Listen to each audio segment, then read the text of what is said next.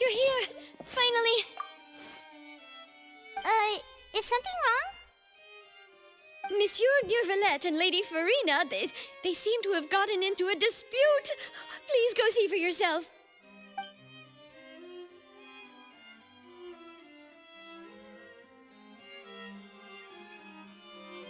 Like I said, I've already explained everything. And yet the problem has not been properly solved. There is little space for excuses between us. It is not my intention to offend you, but please, tell me where you stand. You are the Hydro Archon Focalor, are you not? Look at this. This is a list of the victims from the recent Poisson incident.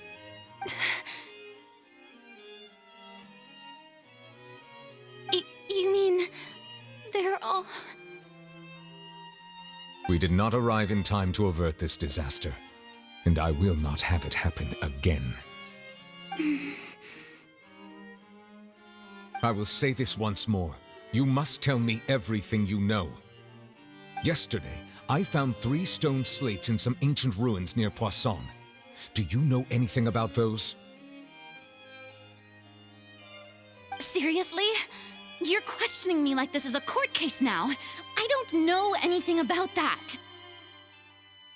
But you found them in some ancient ruins, you say? That's correct, which is why I came to ask you some questions. There should have been 4 slates, but one of them was missing. The other 3 feature different images that seem to correlate to the prophecy. The prophecy? The second of these slates depicts the previous Hydro Archon Egeria kneeling before a floating island in the sky, as if confessing something. Do you know nothing of this either? I don't. I've never seen such slates. I'll ask you again. Do you really have no information regarding the previous Archon? My deciphering of the slates indicates that the Hydro Archon Egeria once had to confess to, or apologize for, a certain sin. If anyone would know about it, it should be you. All gods don't have the same secrets, you know. She was herself and I'm me. Is it really so strange that I know nothing? I understand your concerns, but I'm sorry. I just don't have anything to tell you. Forgive me for saying this now, Lady Farina, but I have long known of your various secret investigations into certain matters. There are several indications that you have been investigating the prophecy on the sly. This is not strange in itself, considering that you are the Hydro Archon. But it is strange that you should also claim to not know any of Egeria's secrets, as well as do nothing following your inquiries. You have never been as superficial as you have presented yourself to be, nor are you a fool. And yet, your behavior is very inconsistent.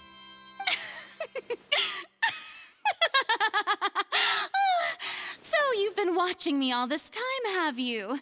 I didn't think you were that type. You... Well, since you know about my secret investigations, then you should know I'm actually working to take care of it.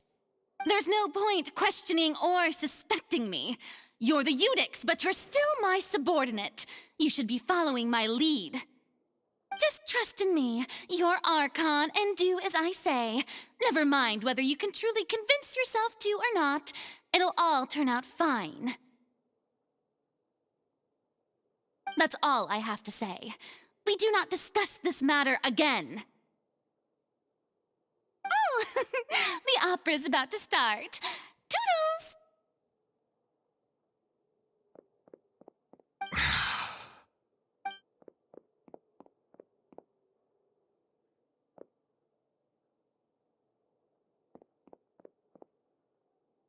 Did Farina not notice us standing by the door?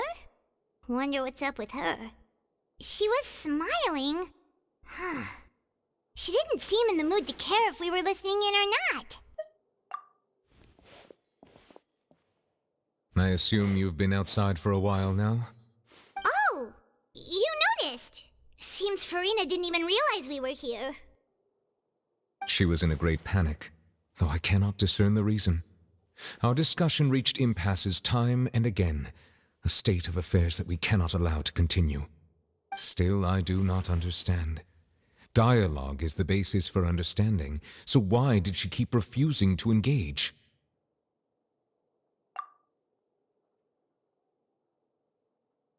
Everyone in her inner circle has noticed that she is hiding some secret. The issue is her attitude. I fear that she will not reveal anything unless absolutely forced to. We may have to create a situation in which she will have no choice but to speak. Oh? Like what? Normally, people will only reveal the truth when standing trial. Perhaps we must have the Hydro Archon experience just such a scenario. But Farina's seen so many trials, and she's really good at dodging questions. How do we make sure that she won't just slip away at the first chance she gets? We will need to consider this thoroughly, join forces with various parties, and then do what we can.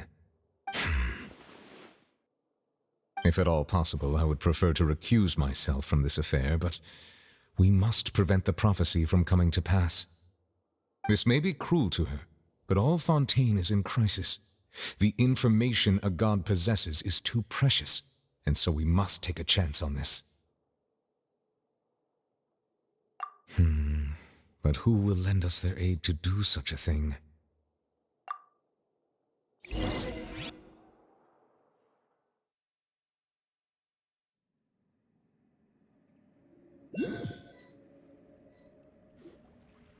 Well, that's everyone, huh?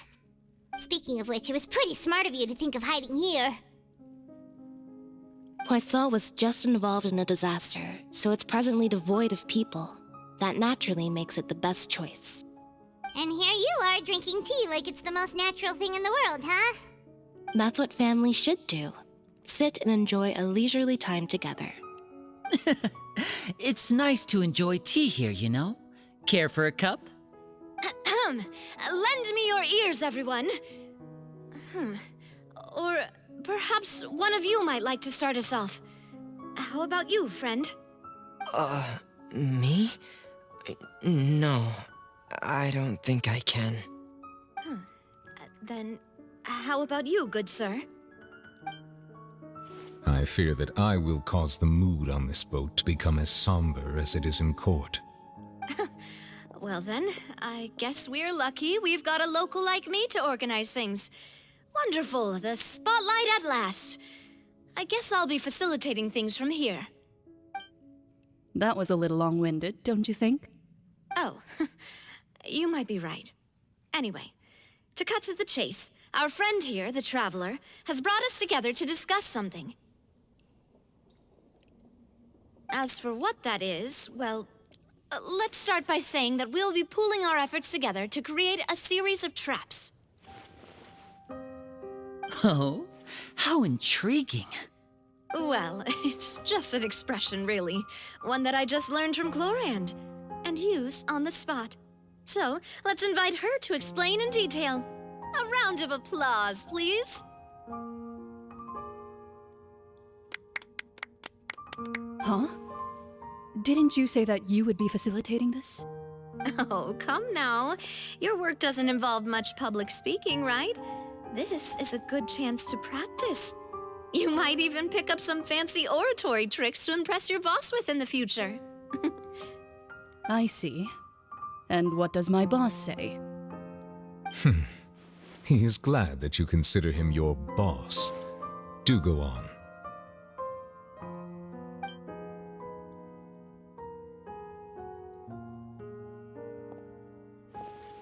In that case, do any of you have experience hunting? Not that I recall. Fremine and I once used a wooden stick in a basket to catch wild rabbits when we were younger. As for Lynette, oh, right. You were sick that day, weren't you? I've also gone diving to catch some fish before. Does that count?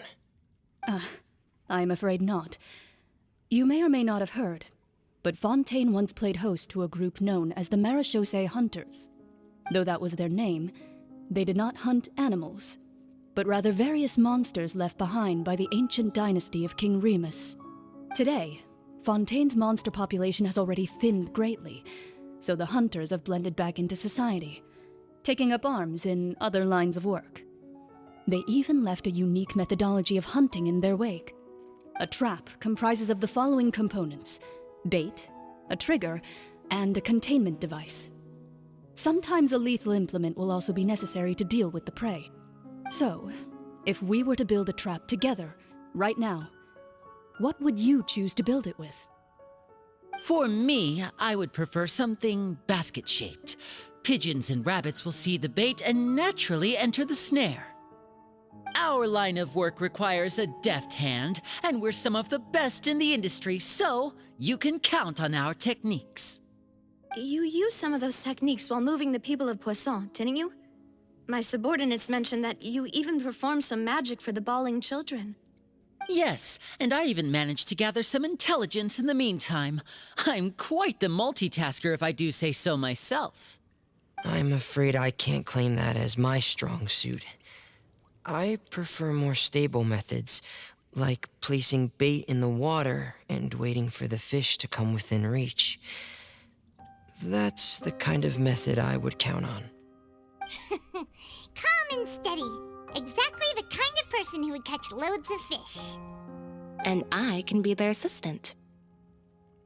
With discretion, I'm sure. I'd probably use some sort of mechanical animal. Papa once bought me some small clockwork squirrels, mice, and such. When placed in the forest, they can attract others of their kind. I remember that you liked those too, didn't you? I did. And that would be a good way to go about it. If they're realistic enough, animals of the same kind will follow them all the way to the trap. What about you, Monsieur Neuvillette? I fear I do not have any related experience. That makes sense. You usually solve problems directly, without the use of any such tricks. But I do have one more question for you, Monsieur. If we were to create a trap now, how would you design it? I would like for it to be effective, but bring no harm to the prey. A more gentle trap would be ideal. Kind, as always. However, our intention doesn't necessarily change the containment device and the type of implement we need. If we wanted to kill the prey in one strike, we would need a powerful implement. However, that also goes for prey that must be captured and safely contained. Wait, why's that? Only a hunter who's a true expert at subduing their prey can snare it without harming it. The line that divides life and death is often exceedingly thin. So are we going hunting together? We hadn't thought of seeing ourselves as hunters. It kinda works, but maybe it's still not the best metaphor. If our means of capturing and dealing with our prey is to put them on trial, then the hunting metaphor is actually quite accurate. But we shall require much more courage than any hunter to judge a god, a being whose seat is an exalted throne. Oh, so that's what's going on. Sounds very interesting.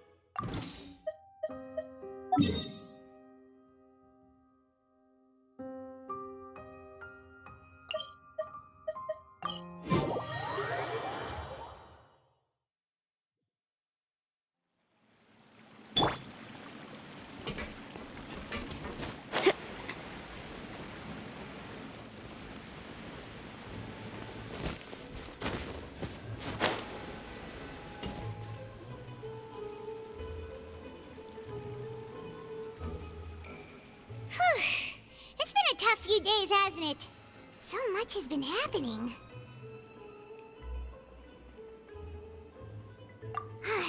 Paimon didn't think the meetings would on for so long, but everyone seemed pretty fired up, huh? Paimon thought they'd be at least a little frightened. Well, Fremine was, now that Paimon thinks about it, but everyone else just looked a little surprised. Well...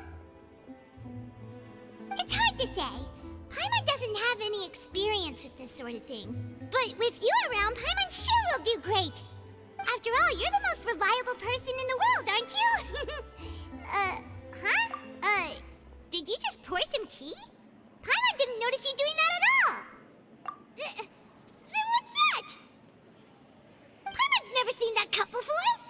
Don't be frightened. I'm just joining you two for tea. I merely refrained from saying anything till now. Who's that voice? But there's no one here. Aw, have you forgotten me already? Wait, you are familiar.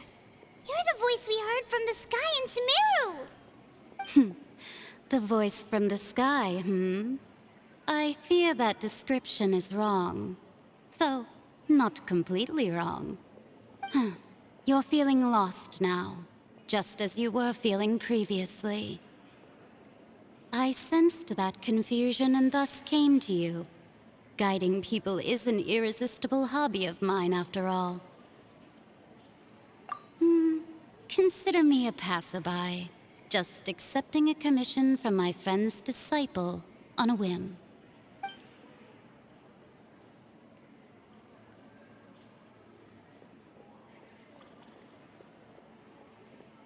The prophecy.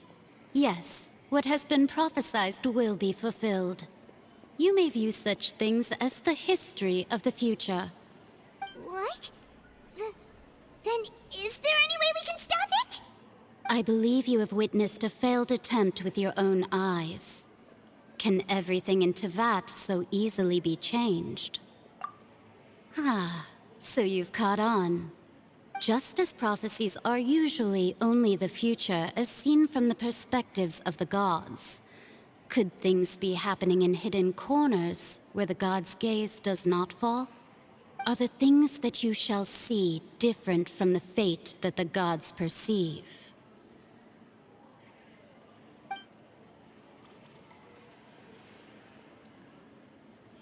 What is she talking about?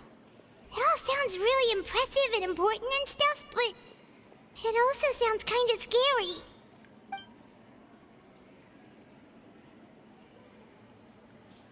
I believe that you understand, right? Some things are insignificant, but others you must reach out to change. Ultimately, fate shall serve as your only guide, no matter what will happen in Teyvat's future. All you need to do is to play your part. This was good tea, by the way. Thank you for your hospitality. Well, that'll be all for today. The voice. It's go-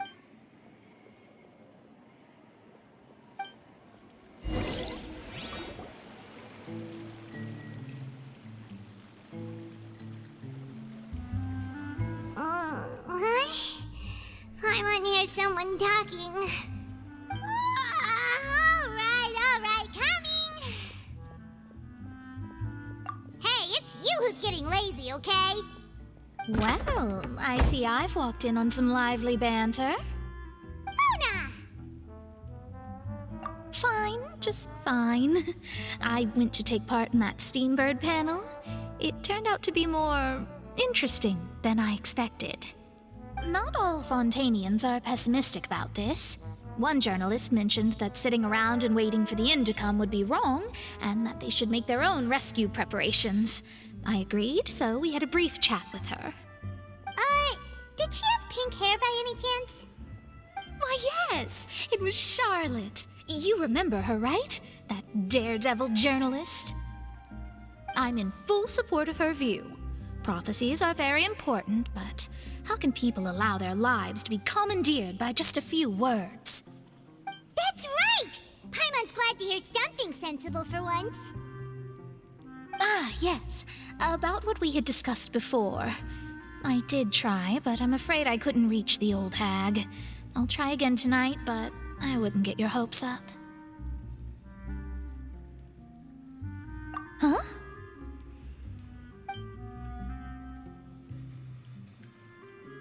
Goodness gracious.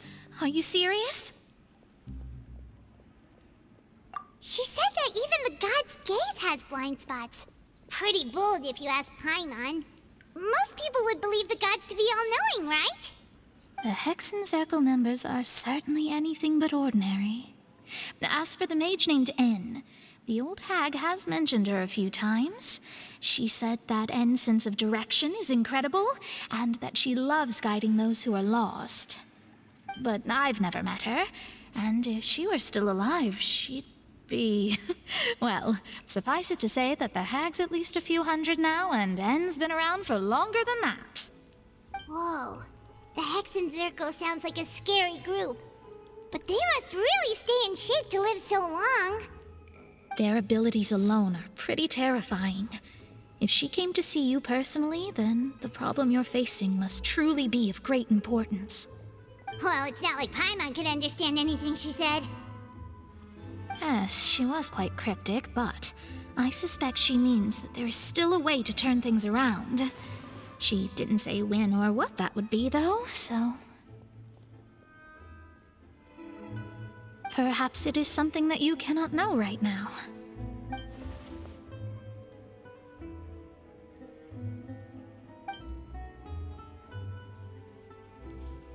Traveler, Paimon, are you two all right? Oh, we're fine. We're just a little down right now. It kind of feels like the end is coming, you know? I see. I feel that same sense of desperation, too. I guess you could consider me someone who has often witnessed fate. So far as I have seen, it cannot be swayed. But even so, I still hope for and believe in miracles. Astrology is eternal and rational, but fate may not be. It is cruel, but it can also be beautiful. Perhaps that's what N was trying to tell you. Not to lose heart, and to believe that what you are seeing playing out before you is not yet set in stone. I did originally think of steering clear of all this, but I couldn't. Even if this is all futile, I still wish to help everyone. If we don't struggle to the last, then how can we face the end when it comes? Huh. You do have a point. There I go, talking about astrological principles again. Sorry about that. The moment I start talking about work-related stuff... I need to get going. It was worth trying to comfort you, even if only a little. I believe that you'll help those who are struggling in the same way I did. I suppose that might be why we always seem to meet by coincidence. Paimon feels kind of moved by what Mona said. But also kind of sad, too. Hey, Traveler. Paimon suddenly feels like going outside for a walk. Let's go. Let's walk around the city, shall we? There's a few spots we always like to walk by.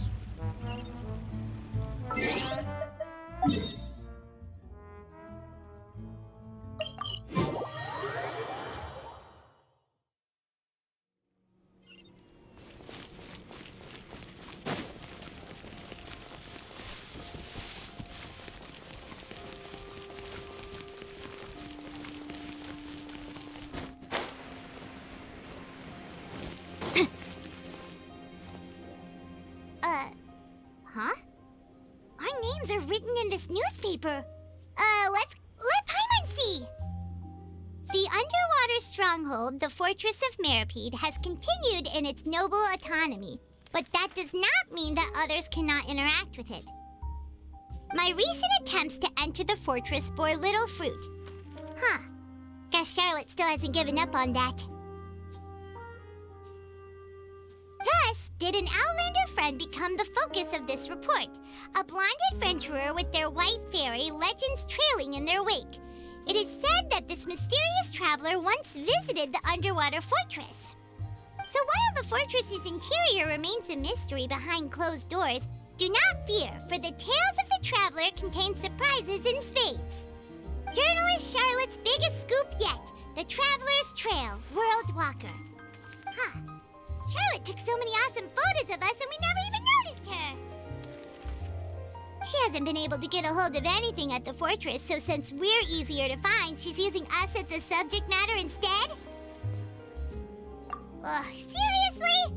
Well, fine. Those headlines and photos do look cool, so Paimon will forgive her this time.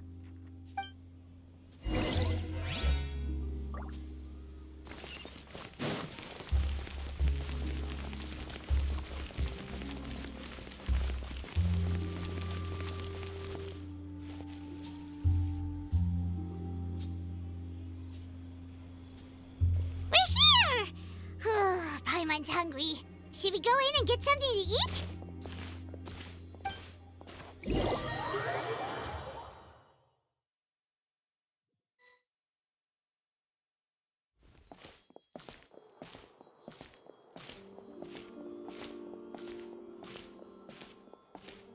Hey, quick! Look! That's the limited edition, only 16 slices a day cake!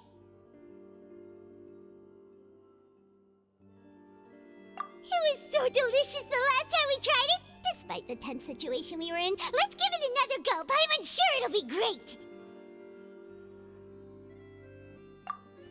One slice of cake, please. Someone showed up after all!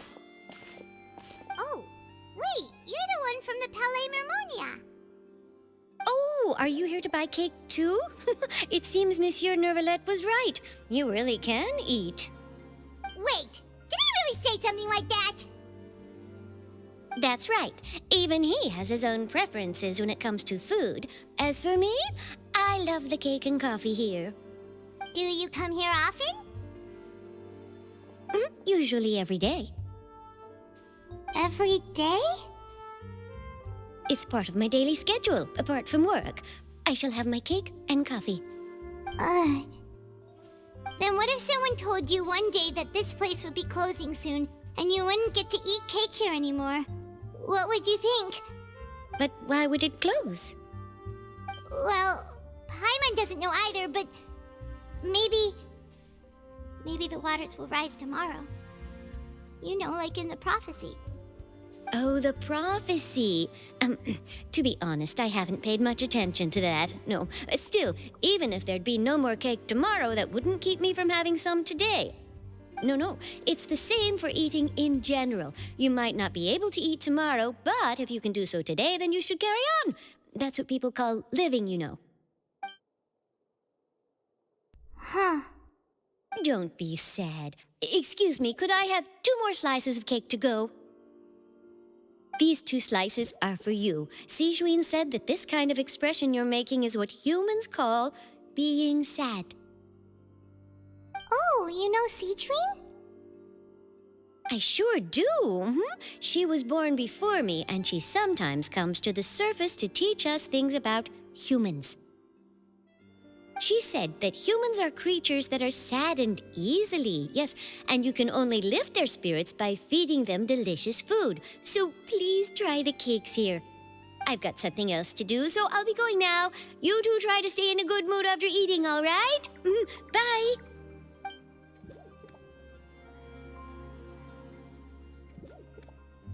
And there she goes. All right, let's dig in. Paimon's sure this cake will be delicious.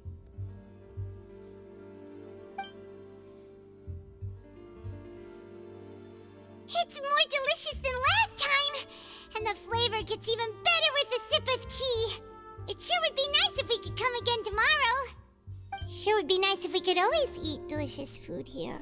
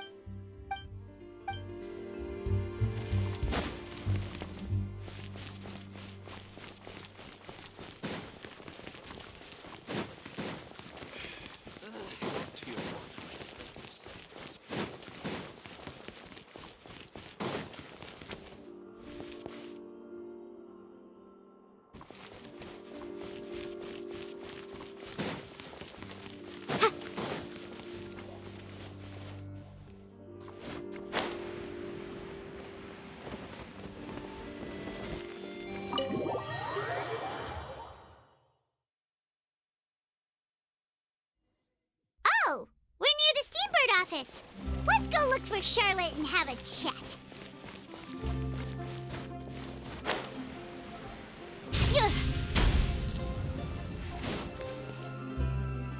Wow! If it isn't the Traveler and Paimon! Oh, have you seen the article I wrote about you? Ha!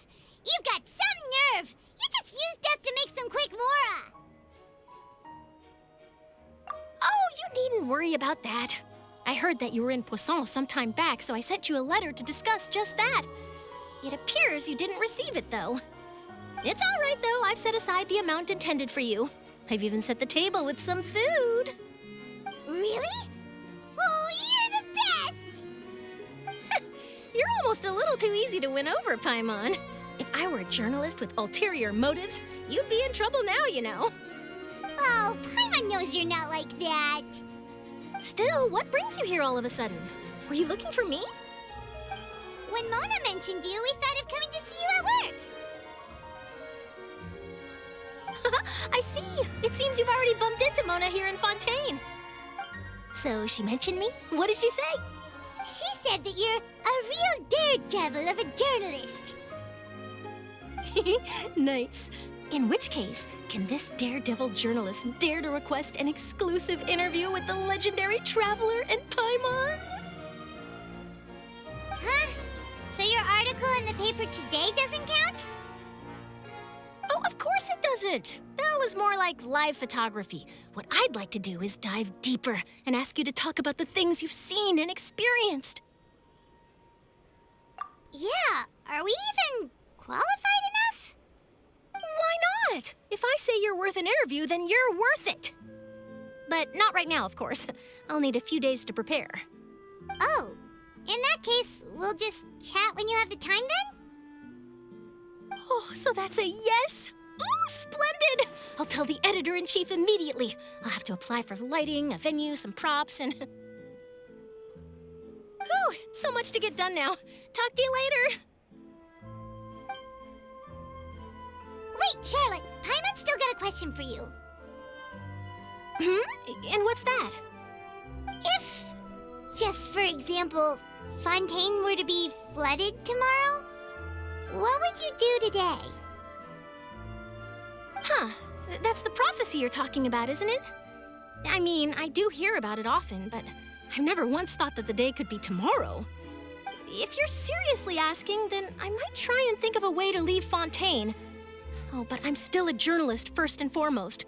That means I have a duty to be reporting from the scene. And secondly, I wouldn't forsake my homeland that easily.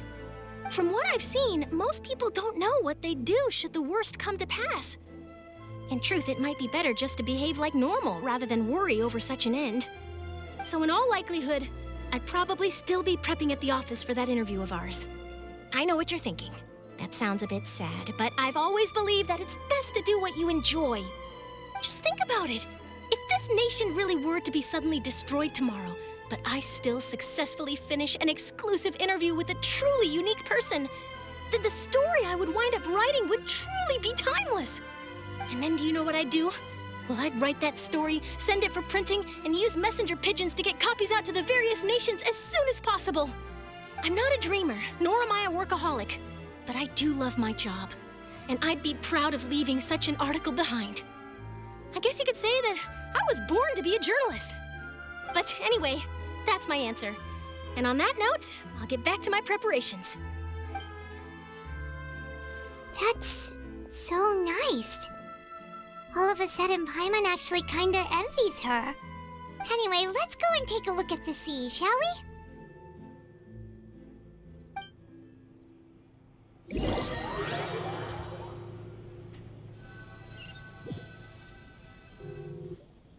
The sea breeze and scenery can be a pretty soothing combo, huh? Paimon's been thinking. If it wasn't Fontaine, but all of Teyvat that would be destroyed tomorrow, where would we go and what would we do? No, Paimon should ask, if you could choose, what would you like to do?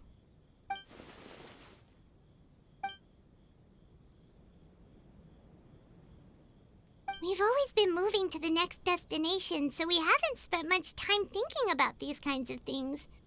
We didn't have to either, with us always being on the road and whatnot. You mean, still traveling? Huh. Wait, isn't that what we've always been doing?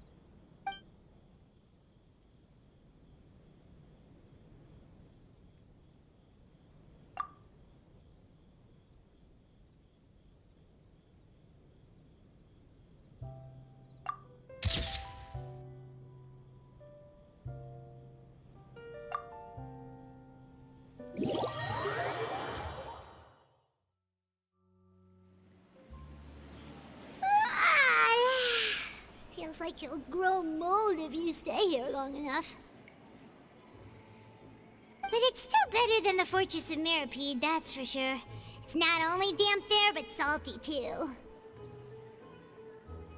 Ah, so the two of you are still here. Wonderful. Oh, you're from the Palais Mermonia, aren't you? Yes, I'm Isadora. Monsieur Nervillet sent me to look for you two before. I heard that afterward you went to the Fortress of Mirapede.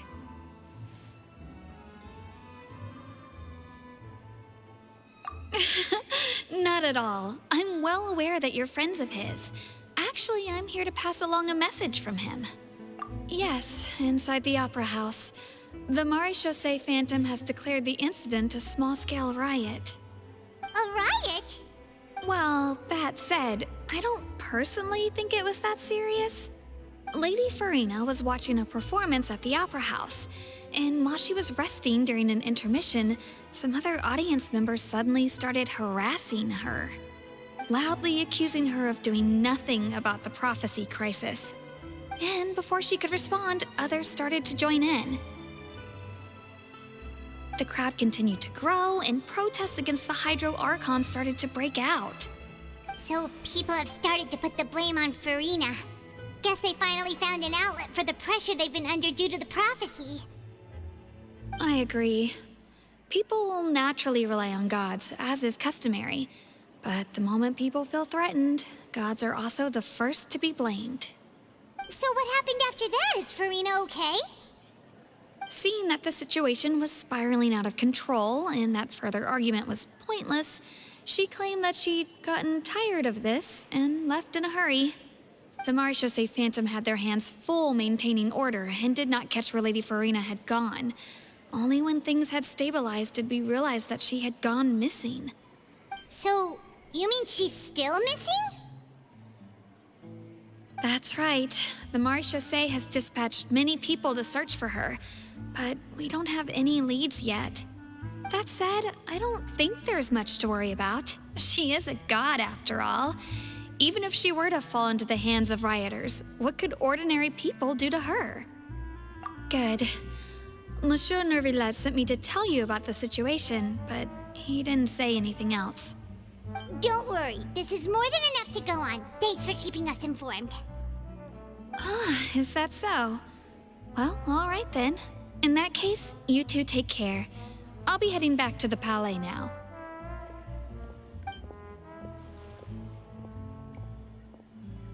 Well, sounds like we should hurry over to Poisson then. If we know Farina, she won't try to fix things in this situation. Instead, she'll look for a place to wait out the heat.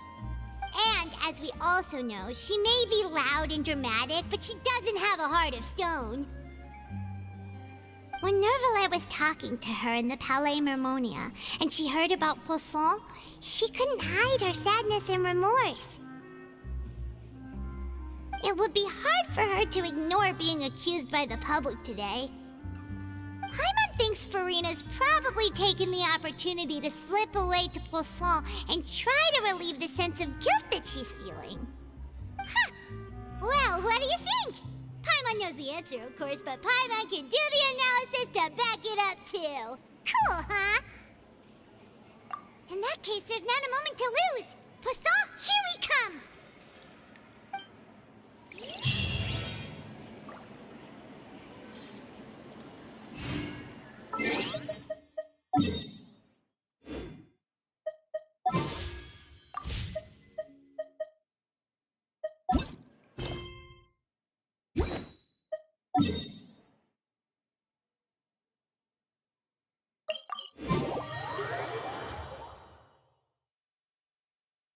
This place looks deserted. Guess all the survivors must have evacuated already. All that's left here are signs of devastation. Could Farina really be here? Let's try to find her as soon as possible.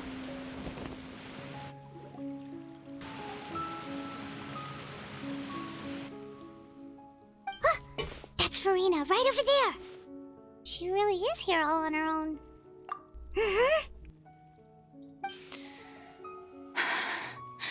Should I just give up?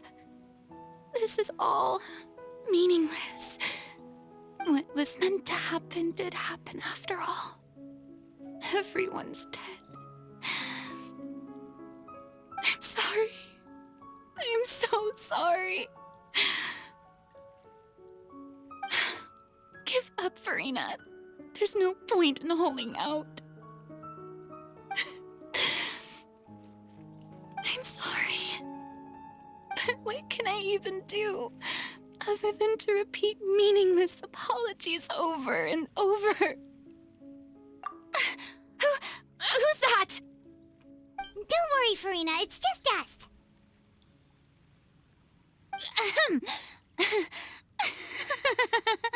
So it is you, blonde traveler from another land. Why, I almost thought you were someone from that mob of my ignorant subjects, come to kneel and beg for my forgiveness. Farina, you were crying just now, weren't you? The tear stains on your face are obvious. What do you mean, tear stains? Oh, I remember. The show at the Opera House earlier this morning was so moving. I'm still trying to process it. Who did that uncivilized rabble think they were, disturbing my enjoyment of the arts? They even dare to tout their archon. I must teach them a lesson. I can just imagine their twisted and frustrated faces once they realize that I'm nowhere to be found. Oh, and I'm sure Nouvellette and those people from the Maréchaussée Phantom are freaking out right next to them, too.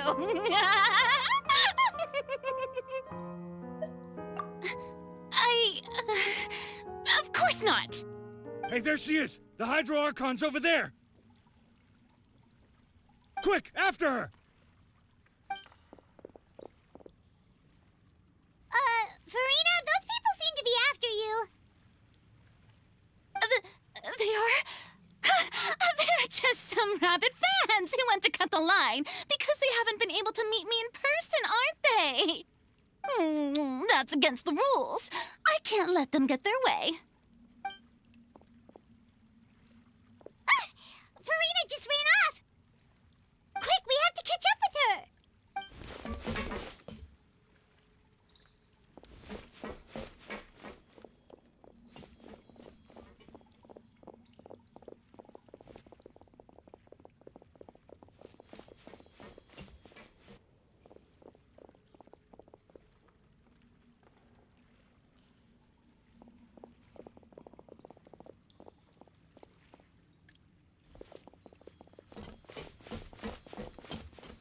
This should be the place, right? Hey, Farina!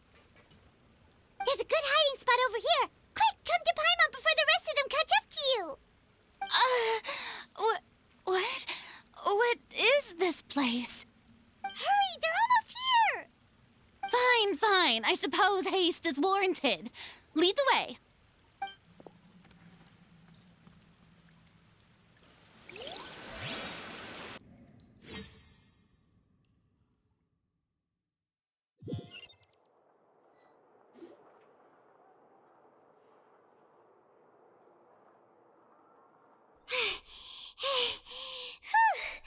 Paimon's exhausted.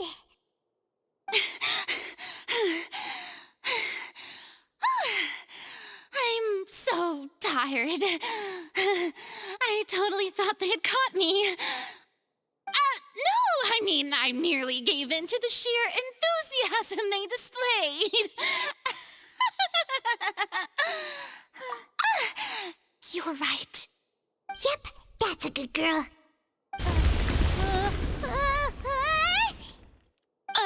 What's happening? The ground's shaking. Is it an earthquake? Yeah, a quake of this kind preceded the flooding in Poisson, didn't it? It can't be. It's happening again. Well, there's no need to worry too much about that. Novelette's made some emergency plans, so the evacuation should go a lot smoother this time. Yeah, I hope you're right. But the people of Poisson, they've already...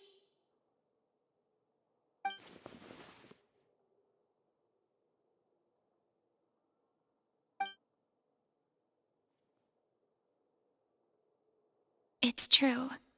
I've been investigating the prophecy for hundreds of years. I once had informants all over Teyvat, searching for clues and feeding information back to me. I've tried all kinds of ways, too, to hold back the sea. Anything to keep the coastline from advancing. But all my efforts proved to be futile in the end. Really, the truth has been clear to me for a very long time. We cannot make an enemy of the divine. No matter what we do, the will of the heavenly principles will have its way, and the prophecy shall be fulfilled. Give up. I do love the sound of that phrase. It would mean finally coming to terms with fate, but also for me to finally be free. Indeed, I've thought about giving up so many times, especially after we almost lost Poisson. Fate is really unreasonable, isn't it? It has no heart and obeys no rules. The prophecy has only just started to come true, and so many people have already lost their lives. But just now, it all became clear to me. I still don't have the right to come to terms with fate on behalf of everyone else. As long as the final moment hasn't come, it's still not too late. Don't worry. I will keep hope alive for everyone until the very end. Well, that's enough for now. I got the impulse to play the stricken maiden, but honestly, considering my rank and station, that wasn't a good fit at all. Don't take any of what I just said seriously. How could I possibly let Fontaine fall to the whims of trivial prophecy? Come on! Paimon could have sworn you were actually being honest just now.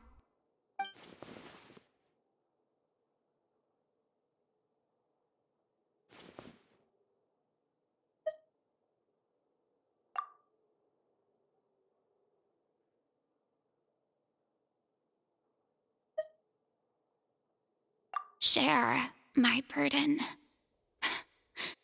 That's impossible. It was fated right from the start that this would be my duty alone.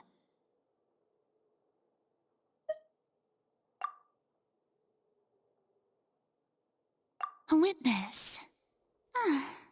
Yes, I've heard that you came to Teyvat from beyond the stars, yes. In other words, you never belonged here. And if Teyvat is, in its entirety, a show on a stage, then you're just a spectator, aren't you? If that's the case...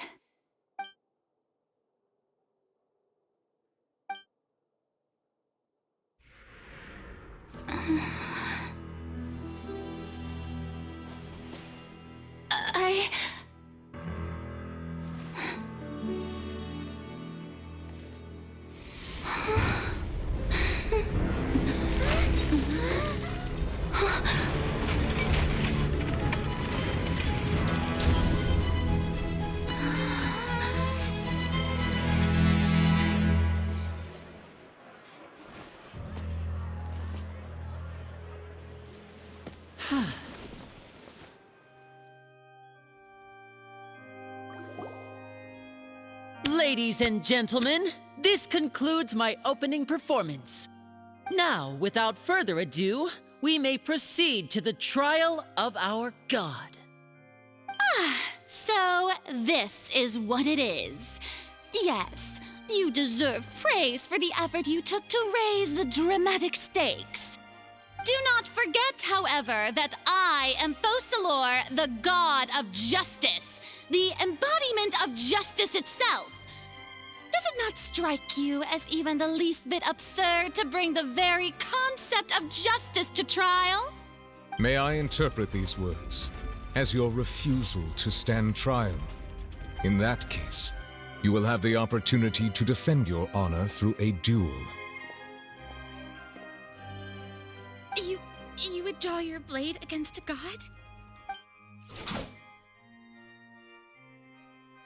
I see. It seems like you have made up your mind.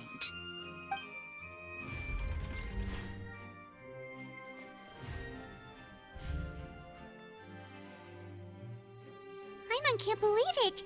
She just surrendered. What the heck is going on? Did I just see an Archon surrender to a human?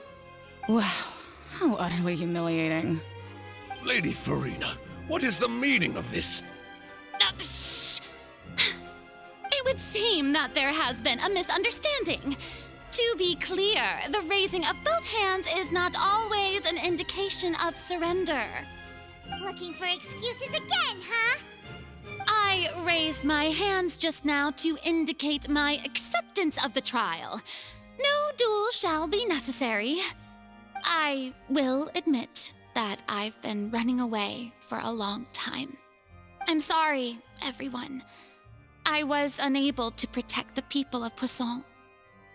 It is my duty to stand trial for my crimes. You are not the only ones to be disappointed in me. I, too, am exceedingly disappointed in myself. But now, it is time for the Hydro Archon to show you her courage and resolve. I, Farina, will use this trial to show the world the true meaning of justice! This time, I will protect you. Applaud and rejoice. One of the most outrageous and fantastical arcs known to the opera epiclese is now unfolding before your eyes. Mark my words, this shall be one of the most exhilarating and brilliant shows ever to grace the stage of Fontaine. The trial of the Hydro Archon, Fosalor, will now begin! Woohoo! Oh, now we're making history! Why does it feel like Farina just took over the whole thing? Like, come on! Didn't she just get forced to stand trial for her crimes? Also, even though she's still acting super dramatic, she is taking this seriously this time, right? All right, then. Who will be my opponent in this trial? The court asks the prosecutor to please take the stand. Is that so? Very well. Then please speak, witness of Teyvat, my accuser and fated opponent.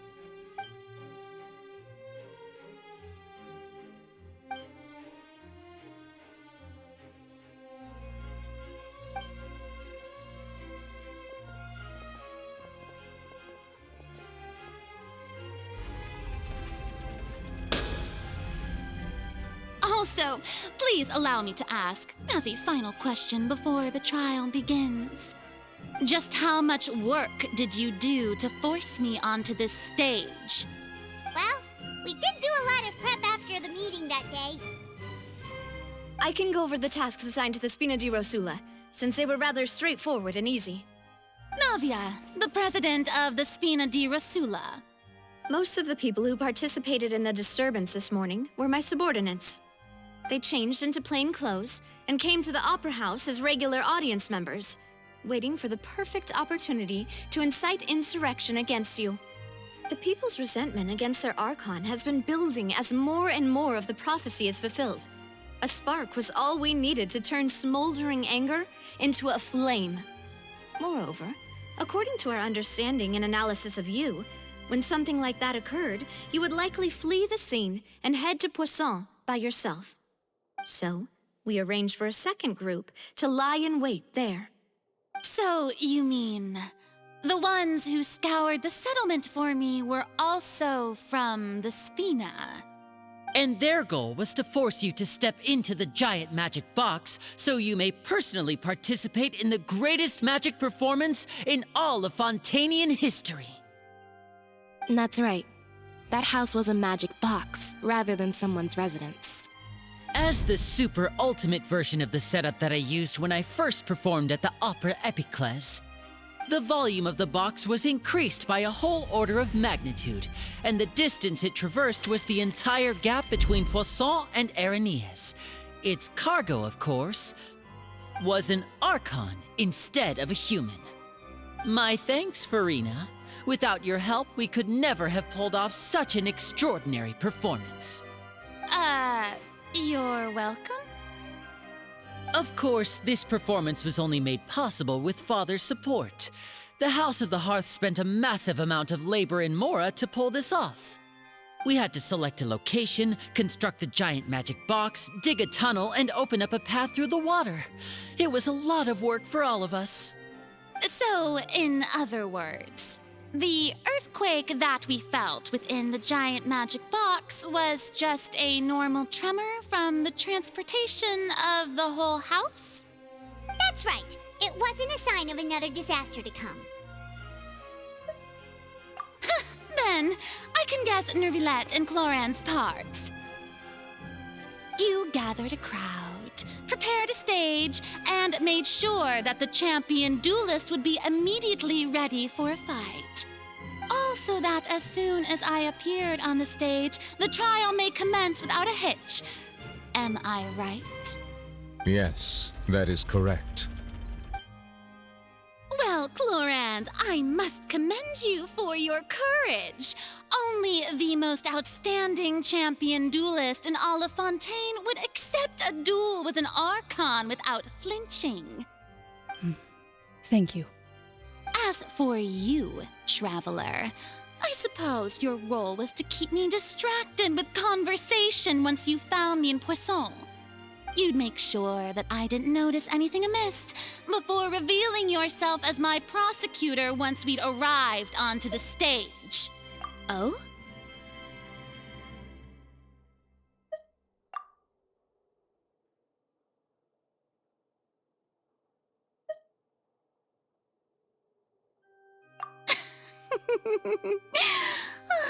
Is that so? Then I suppose I must have missed my final chance. It's fine. It matters not. What's done is done. The stage is already set, so there's no reason to disappoint the audience. Let's see this trial through to the very end.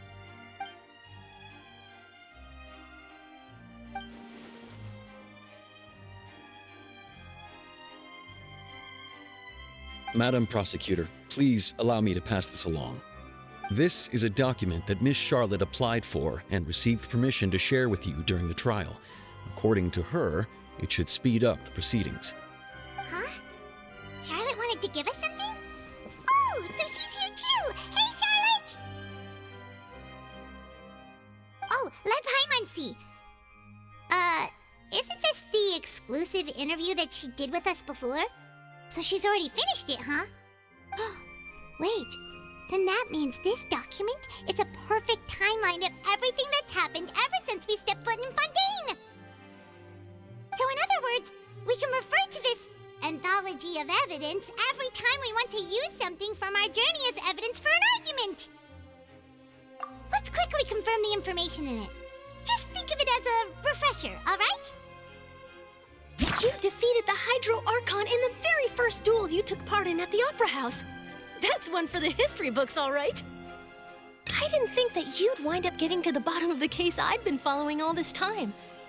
I get this is the first time Monsieur Nervilette had a difference of opinion with the Oratrice.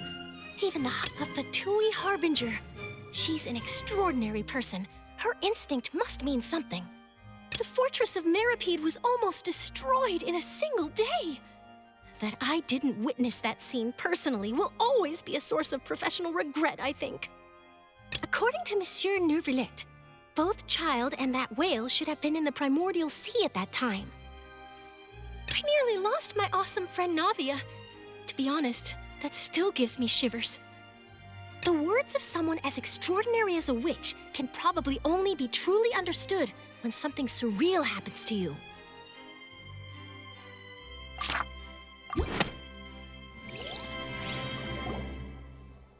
The prosecution and the defense are both in position. The trial shall now begin. Oh, come on, Neuvillette. There's no need to repeat all the unimportant legalese. Just fast forward to the part where the prosecution lays out my offenses.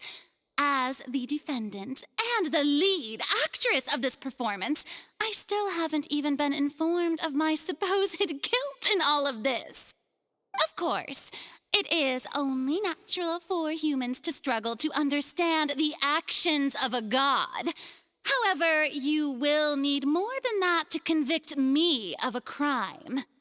That's true, but my charge here is unrelated to your conduct as an Archon. Instead, I would like to charge you as a fraud who's never been the Archon in the first place.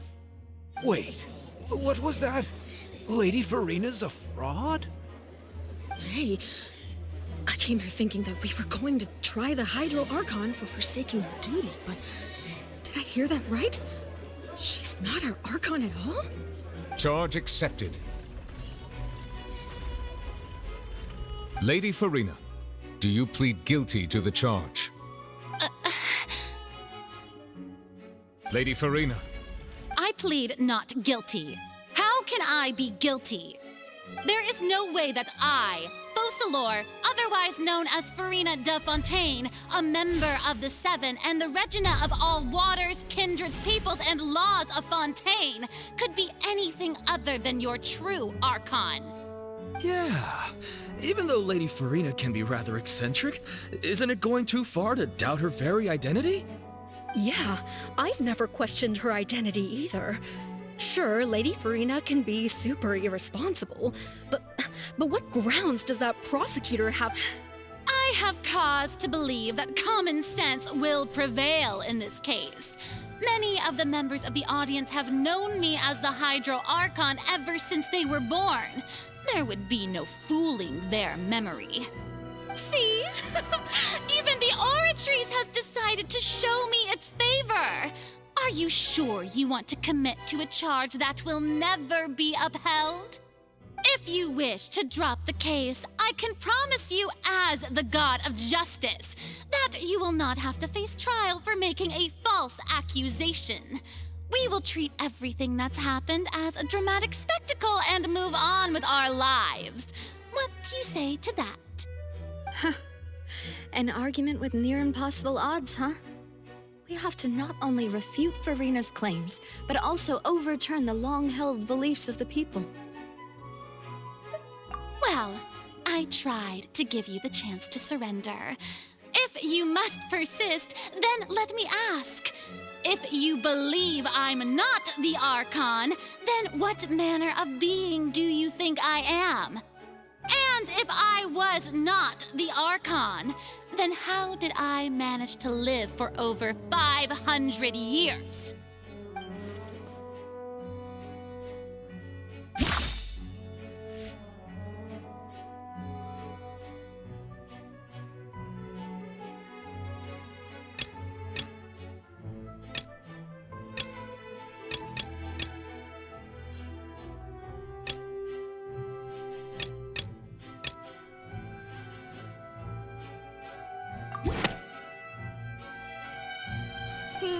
That doesn't sound right. Paimon doesn't think this clue can be used as compelling evidence to build our case.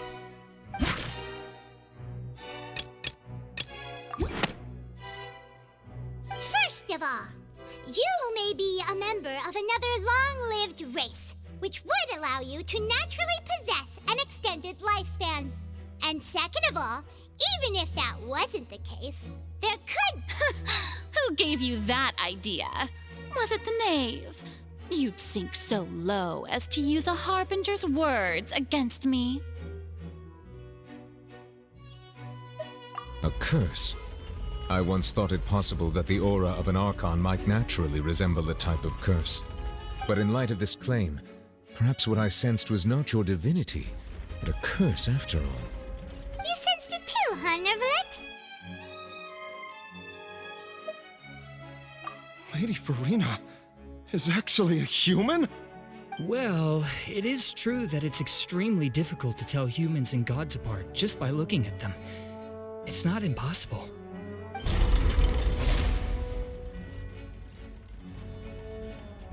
Well, don't start celebrating too early now. Even if I have been carrying a curse like you said, how does that prove that I am merely a human being? Besides, everyone knows that the main difference between a human and a god is the possession of authority. Gods can do what humans cannot. That's why they're worshipped as gods. For centuries, manifestations of my authority have served the nation of Fontaine. One need only to turn their eyes towards the Oratrice Mécanique d'Analyse Cardinale in this very opera house, or consider the indemnitium that is used in every aspect of life.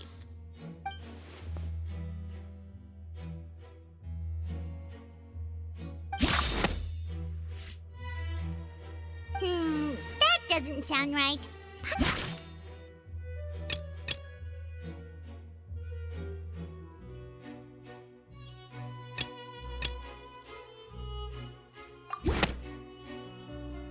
You tried to reference the Oratrice, but weren't you as confused as all the rest of us when the Oratrice declared Child to be guilty without any proof?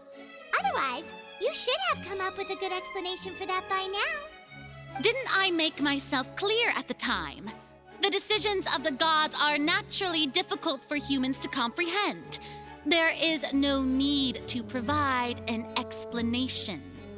Lady Farina, I believe a reminder of your current circumstances is in order. While the court is in session, the principles of justice and the law must come before all else.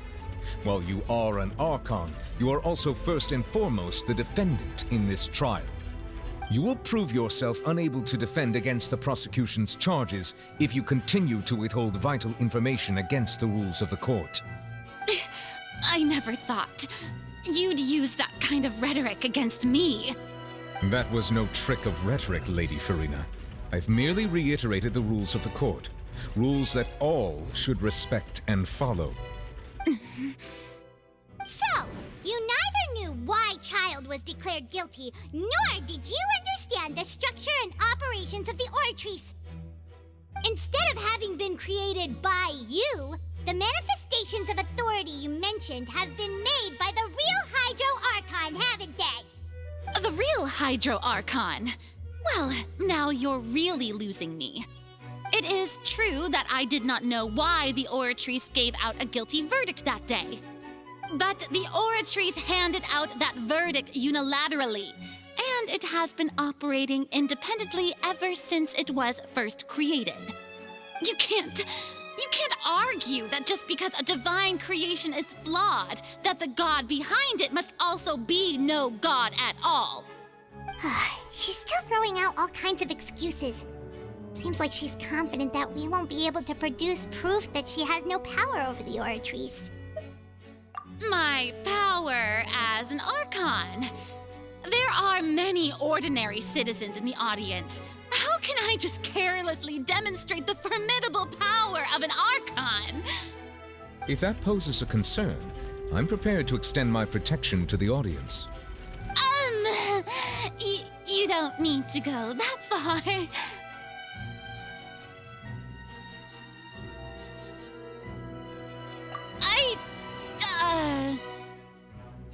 Aren't you the Hydro Archon? Or is it that you can't even wield the power of Hydro, much less the authority of a god?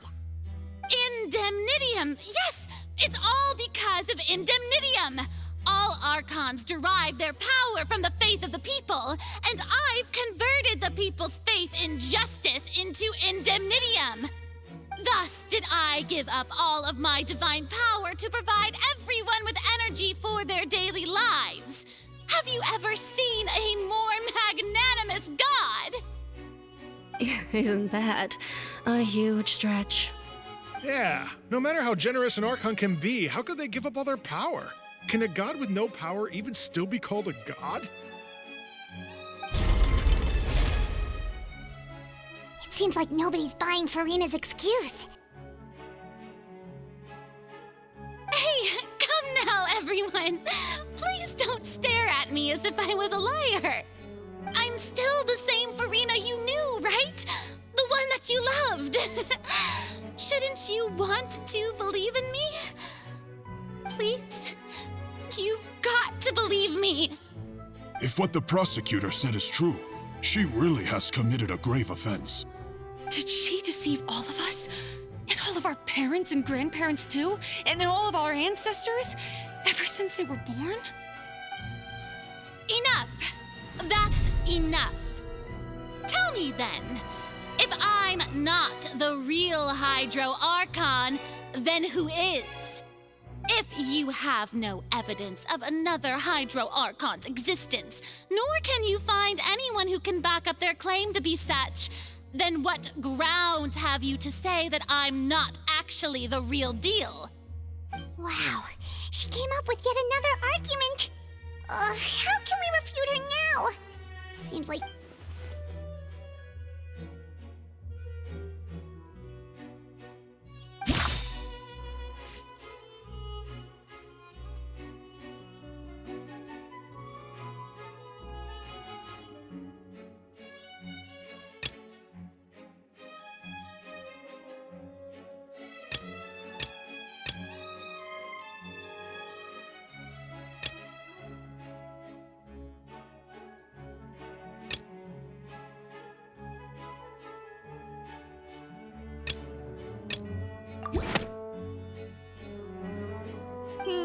that doesn't sound right. Paimon doesn't think this clue can be used as compelling evidence to build our case. That doesn't sound...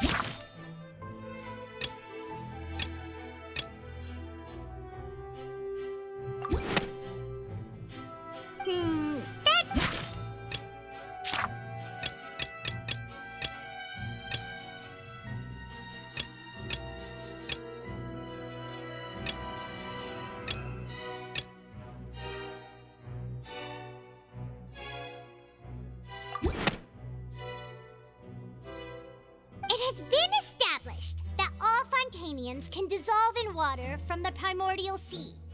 And that means... Since you insist on claiming to be a god and not a human, then there's a method that you can use right here and now to eliminate all suspicions of you being the latter. Miss Navia, please apply to serve as a temporary attorney for the prosecution before addressing the court. Though you act in partnership with the prosecutor, you must still adhere to proper procedure. Super sorry, Monsieur Chief Justice. I swear this really will be the last time that I'll speak out of turn. Now, I've brought some seawater from Poisson. As everyone knows, a massive flood struck the area not long ago, taking many lives, including those of some of my closest friends. So, Miss Furina, would you dare to touch some of this seawater? If we are to believe that you are indeed the real Hydro Archon, touching this seawater would have no effect on you. All it should do is strengthen your case. But if you don't dare to touch it, then we would have basically proved the reverse. Oh, and I must remind you that after the disaster at Poisson, nobody wants to see any more people dissolve. I do hope you'll act prudently and choose the simpler path of admitting guilt. Navia from the Spina di Rasula. The Spina has governed Poisson for many years. I guess her suggestion is valid. If Lady Furina is indeed just a human, she's probably Fontanian like all the rest of us. Would she really dare to try?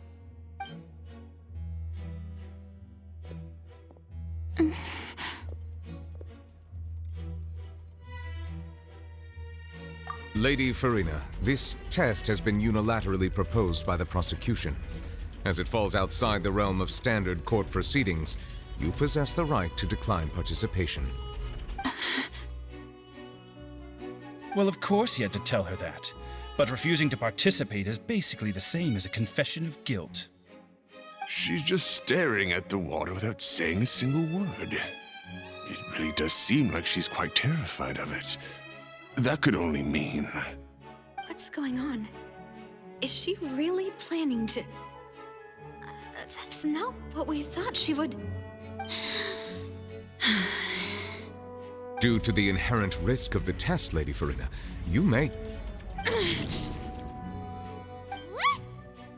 Hey!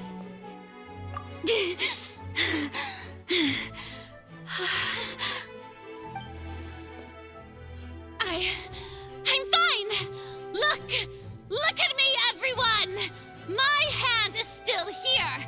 I haven't been dissolved! Will you believe me now? I really am your Archon! I'm nothing like a normal human who would fall apart as soon as they touch this water! Really? Was this not the most obvious thing in the world? Miss Siegewien? If you are present, Miss Siegewien, please come forward and attend to the defendant. Siegewien? Don't be nervous. It'll just take a few seconds. Let me see. That should be enough. Please announce the results of your evaluation to the court, Miss Siegewien.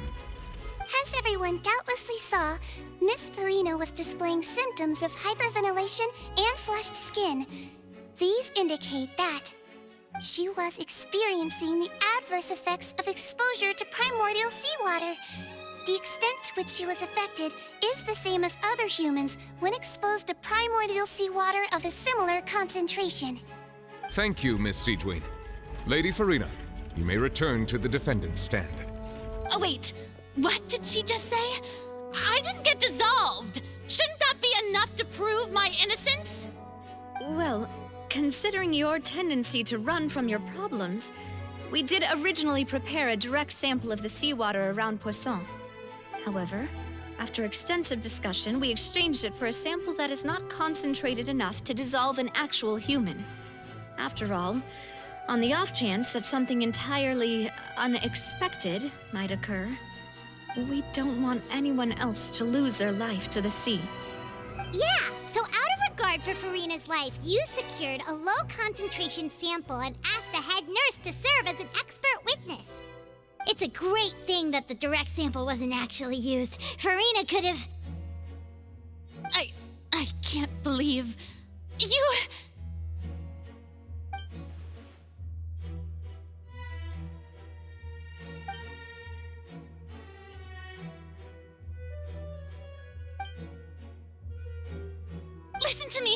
Listen to me, everyone. Please don't give me such cold and disdainful looks. What happened just now didn't prove a single thing. Think about it. How can you conclusively prove that an Archon can't also be affected by the primordial seawater? Also, if I was really just a human, why would I dare to just put my hand in that kind of water?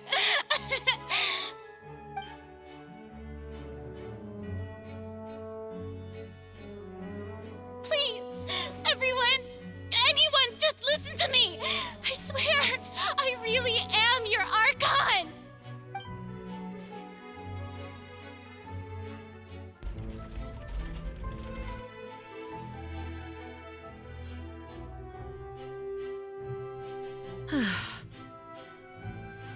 I don't think anything she says at this point will sway anyone. The odds are just too stacked against her now. With all the things that have been said, Paimon doesn't think there's any way left for Farina to win. I believe the time for arguments and presentation of evidence has come to an end. If there are no objections, we will move on to the final judgment.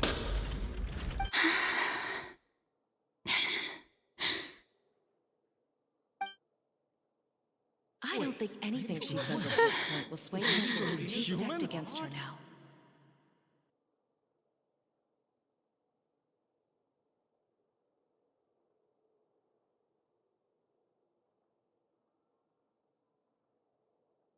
In my capacity as Chief Justice, I shall now render judgment on Farina's misrepresentation of herself as the Archon of Fontaine.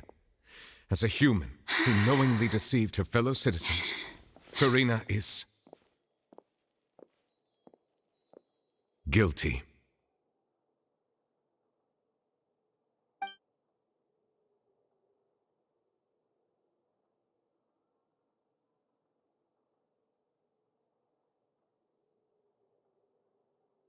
We shall now turn to the Oratrice Mécanique d'Analyse Cardinale to render the final verdict on the charges.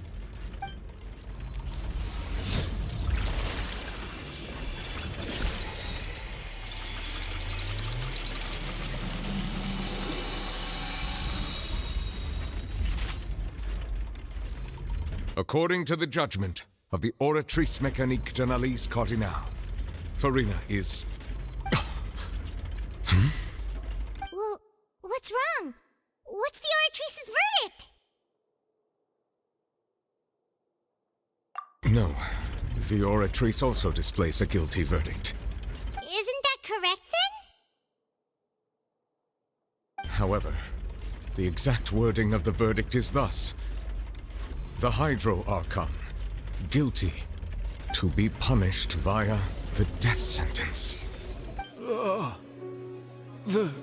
The death sentence? That's actually one of the available sentences? I've always thought that it was just a myth. The one and only time the death sentence has been handed out at the court, and it's been given to the very person we've worshipped as the god of justice? What an unexpected twist. Farina's been sentenced to death by the Oratrice? We just wanted to use the trial to show her the seriousness of things so she'd tell us the truth. How did things escalate this quickly? This outcome is indeed quite strange. According to Fontaine's current definitions of justice, as well as its recommendations for criminal sentences, is this sentence really appropriate for the crimes that have been committed? Yeah! Even Fauché wasn't sentenced to death by the Oratrice. You know, the real evil mastermind behind the serial disappearances case. Indeed. Not only is Farina's sentence overly excessive, the very point of our trial today was also to prove that Farina has never been the Hydro Archon in the first place. But now, the Oratrice seems to have deliberately invoked the title of the Hydro Archon. What does this mean?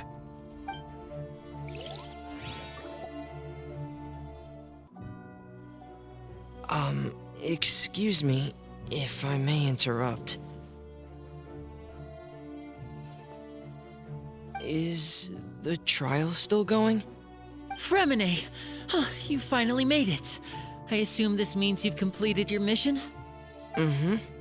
Any mission Father assigns to me will always be top priority.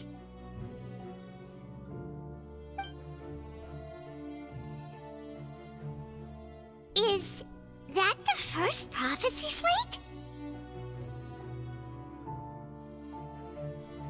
Huh. So the knave privately arranged for Fremine to try and find the missing slate. I looked everywhere and finally found it at the bottom of the sea. It took me a long time to get around some dangerous stretches of water. But has the trial already concluded? Then doesn't that mean Thank you for your hard work, Mr. Fremine. Please allow me to review the record left on the slate. Traveler, I believe that you have already seen the other existing slates, and would like you to come here and confirm their contents.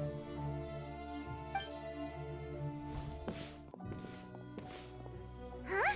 So what do you see? What is it?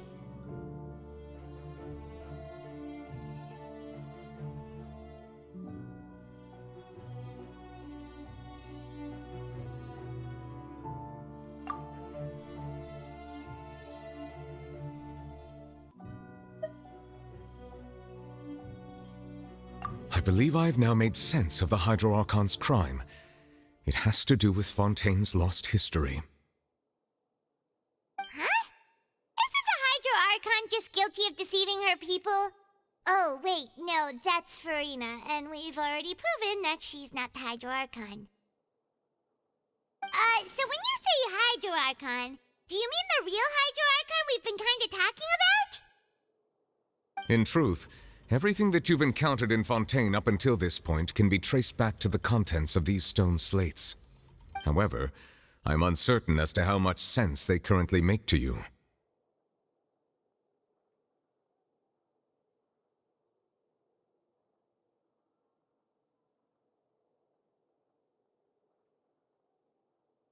Okay, let's try to recall the contents of the other 3 stone slates. Paimon will do her best to help you remember.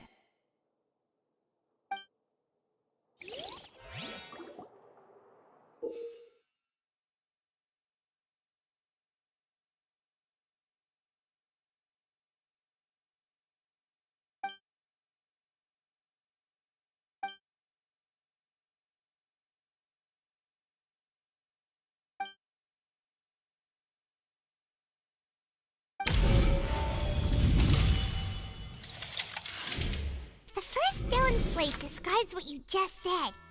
It seems to show the previous Hydro Archon using her divine power, and then the Oceanids turn into humans. Does that mean that Fontainians are transformed Oceanids? Oh, Paimon wasn't expecting that. But if Oceanids can turn into humans, then perhaps this process can be reversed as well.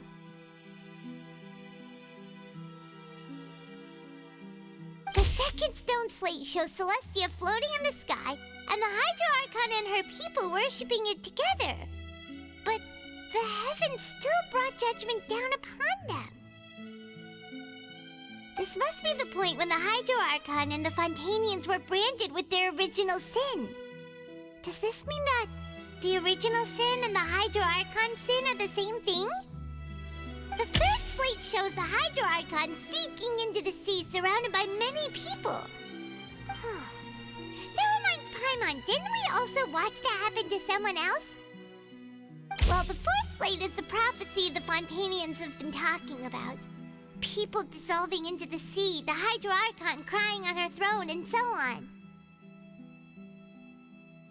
We didn't believe that such a crazy disaster could happen at first, did we? But after that incident, it was just a question of when and not if.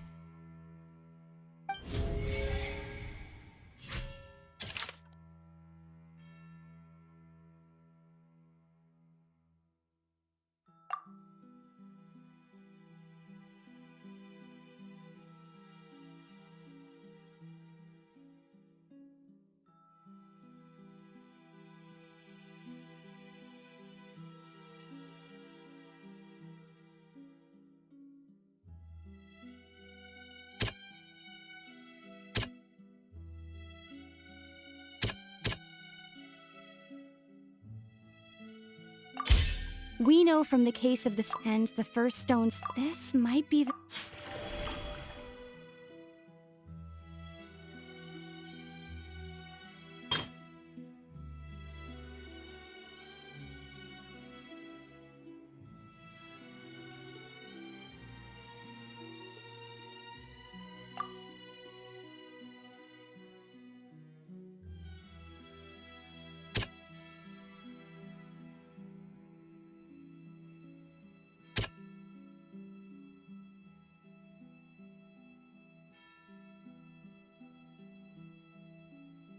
That doesn't sound quite right.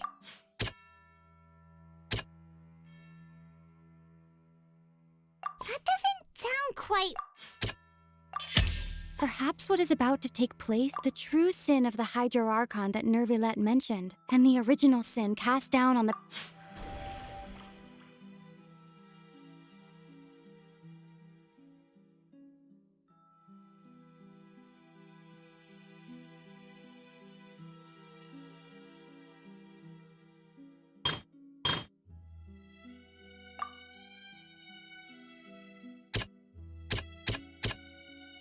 That doesn't sound quite...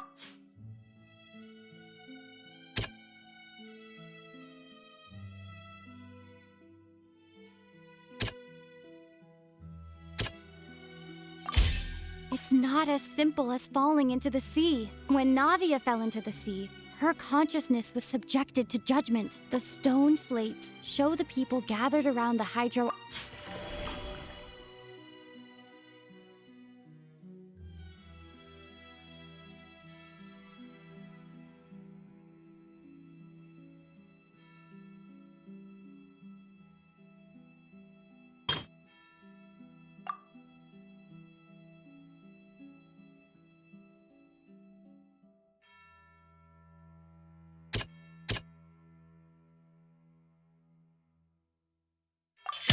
The prophecy from the stone slates found its way into society. But not many people. The fortress of Meropide was nearly flooded with primordial seawater. If we hadn't dealt with it in time, things could have gone very badly. They'll dissolve into the primordial sea but won't cease to exist. Their essence will flow in the seawater, converge, and take the form of an oceanid.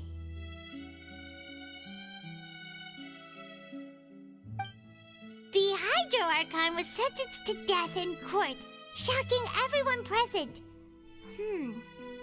Perhaps this means that her sin was actually Fontaine's original sin.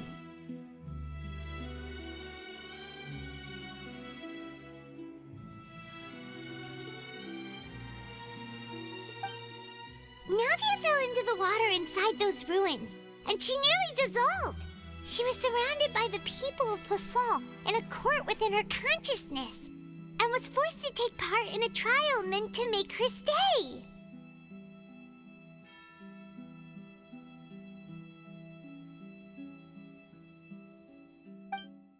The eruption of the primordial sea at the fortress of Meropide was the surest sign that the prophecy was about to come to pass no matter what. The prophecy's contents can all be verified by recent events. If we combine what we know together, loads of truths should come to light.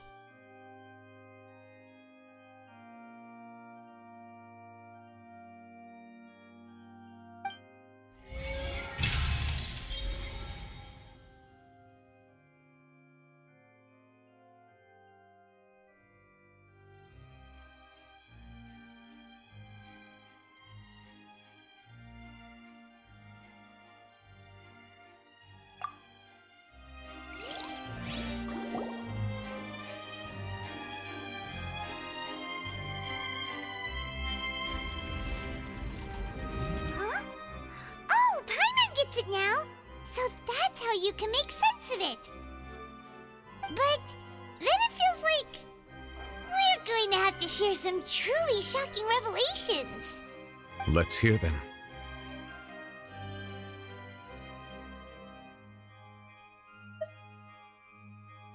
Incredible.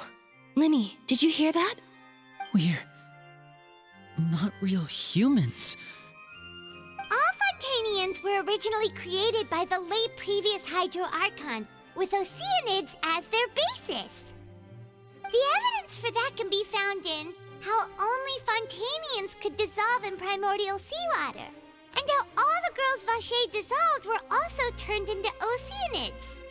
Oh, and according to Navia, when she was about to get dissolved, she also saw everyone gathered around for a trial, all of them in the shape of oceanids. Indeed.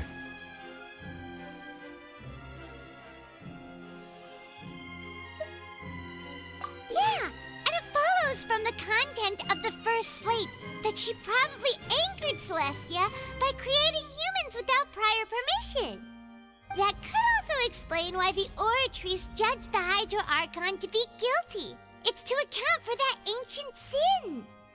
The Hydro Archon's true sin was creating us? And yet, after many hundreds of years, the Hydro Archon's creations have turned around to try to judge the Archon within the Opera Epiclese. The twists of history are often the most unexpected of all. Yeah, isn't the image here just like when Navia fell into the sea? So wouldn't it be trying to show the image of the Hydro Archon also falling into the sea once the prophecy has been fulfilled in the fourth slate?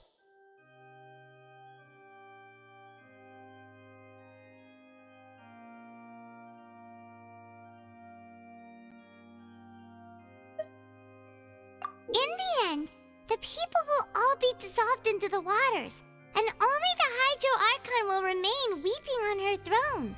Only then will the sins of the people of Fontaine be washed away. Did Paimon get all that right? You've made some keen deductions.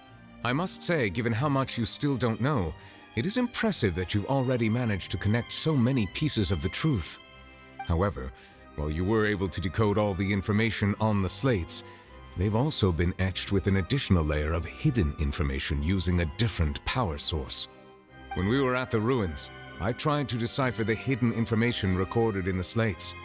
But since we only had 3 slates at the time, I was unable to come to a full conclusion. Now that the slate collection is complete, I shall make another attempt to decipher the narrative recorded within. If everything goes well, we should finally be informed of the unadulterated truth.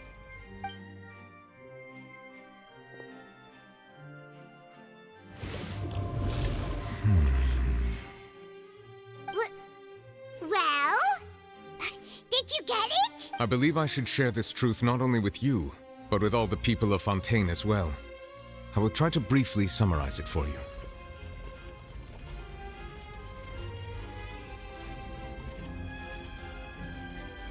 Your hypotheses regarding the origin of Fontainians and the sin of the Hydro Archon were both correct. In the Fontaine of old, the previous Hydro Archon sensed the yearning of her Oceanid familiars for life on land.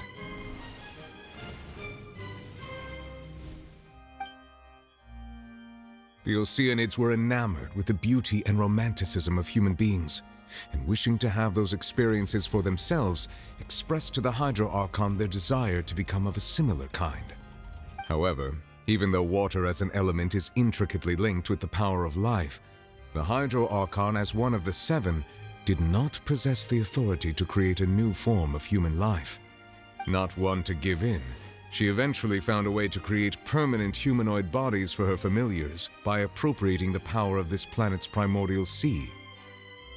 She poured primordial seawater into the Oceanids' blood vessels, creating humanoid mimics in the process.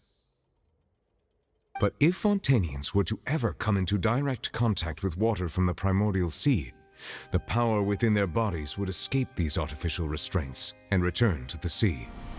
As a result, their forms would collapse, and they would be reverted to their original forms as Oceanids.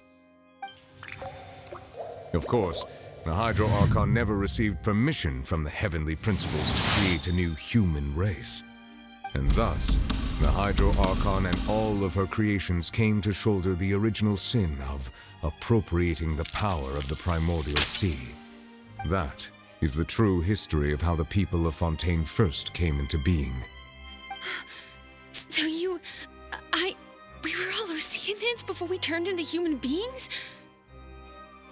That's way too much information for me.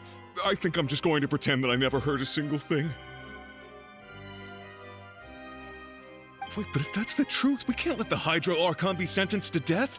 After all, her only sin was creating us. This really might be too much information for your regular Fontainian, but it does answer a lot of our questions. Alas, your hypothesis regarding the 3rd and 4th stone slates was inaccurate. The slates' respective positions are, in fact, correct.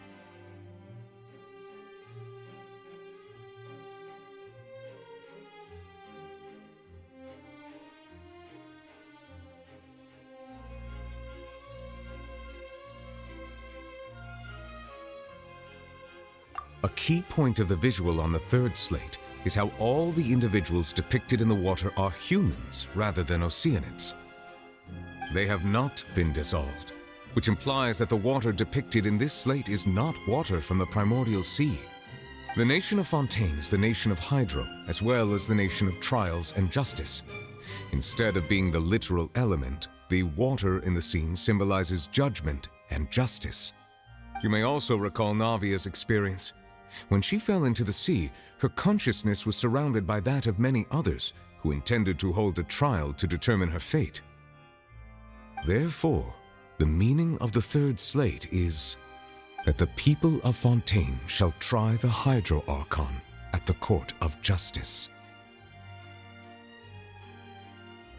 Yes, It refers to our present situation.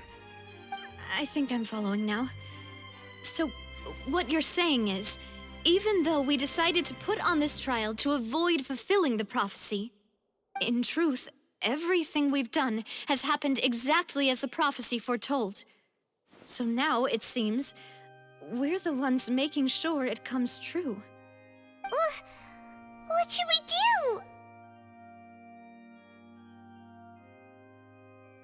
Huh. No matter what, the prophecy will be fulfilled.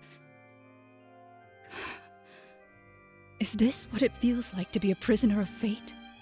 If that's the case, does that mean the scene in the fourth slate will also be fulfilled soon? Traveler, I would like to point out another small fallacy in your deductions.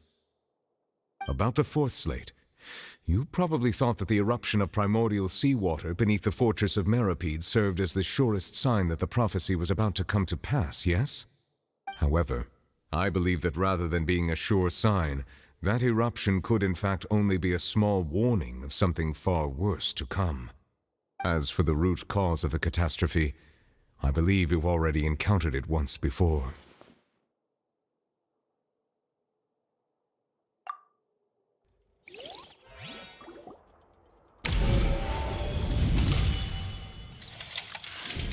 This eruption was just a small warning of the things to come.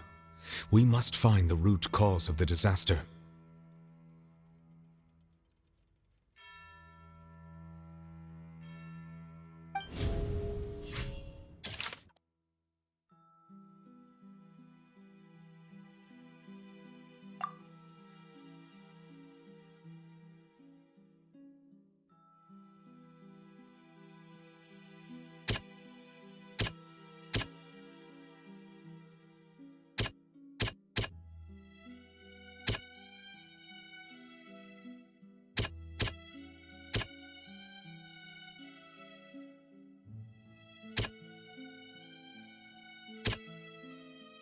That doesn't sound quite right. Let's It was both dream and reality. If we're talking about a true culprit, that could only be that thing inside the primordial sea, right? The truth, the original sin, the trial, and the root cause of the disaster.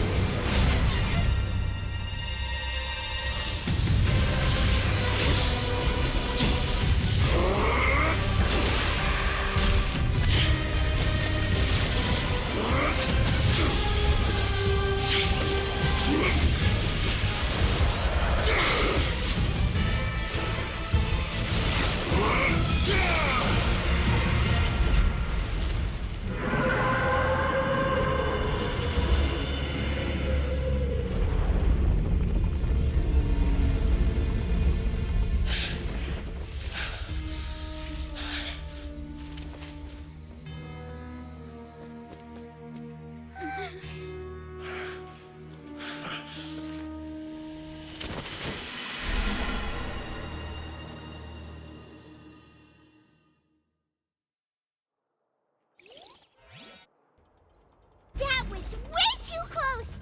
How did that thing just burst into the Opera House? Wait, was that the huge whale you saw in your dream? So we've met it at last. I understand very well why it has chosen to make an appearance here. That whale does not belong to Teyvat. It is a monster that has traversed the stars, weeping all the while. It has been greedily consuming the energy from the planet's primordial sea, using it to grow. That is the main cause for the rising sea levels. And once it has finished consuming all of the energy contained within the sea, its next step will be... You said that when the Hydro Archon first created Fontanians out of Oceanids, she filled their blood vessels with primordial seawater. Precisely. That whale finds the blood of Fontanians nigh impossible to resist. Therefore, when it left the primordial sea, it decided to make its next stop a packed opera house full of food. Food in the form of Fontanians. We just barely managed to push it back, right? In that case, won't it come back to target the people again once it's managed to recover its strength? That is correct. Indeed, it is more accurate to say that we should thank that Harbinger for buying us some time. Without him, the whale would have likely come onto land far sooner. From the way he looked, he must have been fighting the creature for quite a long time. That battle maniac. We've always known that he had a special connection with that whale, but we definitely didn't expect it to help us out like this. Anyway, now that we know that this whale is the actual cause of the disaster recorded in the prophecy, all we need to do to stop the prophecy would be to find a way to beat it up, right? It is too late. It had already absorbed too much of the primordial sea's energy before we could notice it. At this point, it has become practically integrated with the sea itself. Even if the entirety of Teyvat were to be destroyed, it could still survive and swim off towards some other world. That's not something I will accept. We've already done everything we can, and we even found the true culprit. We've come so far. You can't just tell me that the last hurdle is some impossible foe. That's just not fair.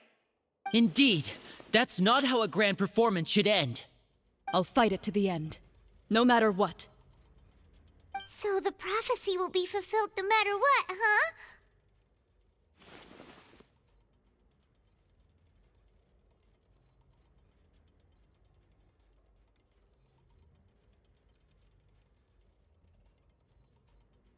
The prophecy.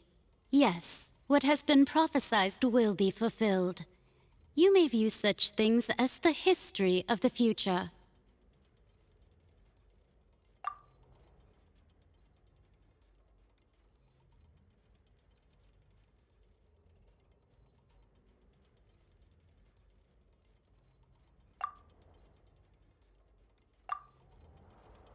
Just as prophecies are usually only the future as seen from the perspectives of the gods, could things be happening in hidden corners where the gods' gaze does not fall?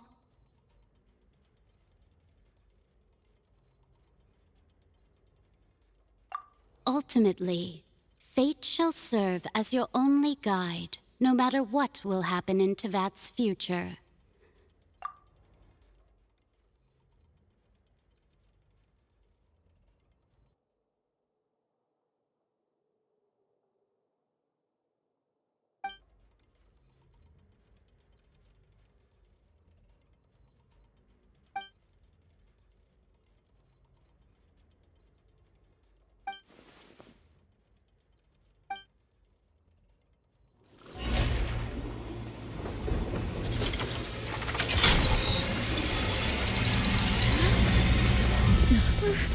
What's happening with the oratories?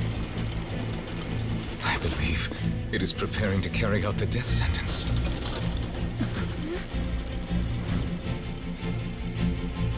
Farina!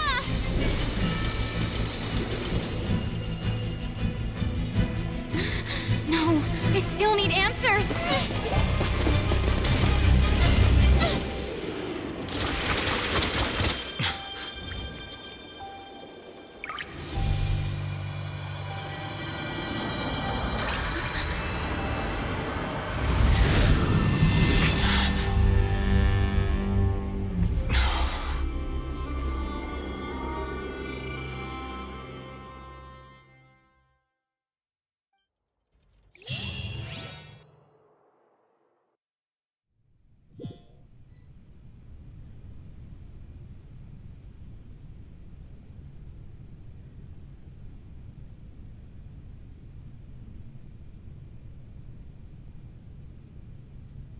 You.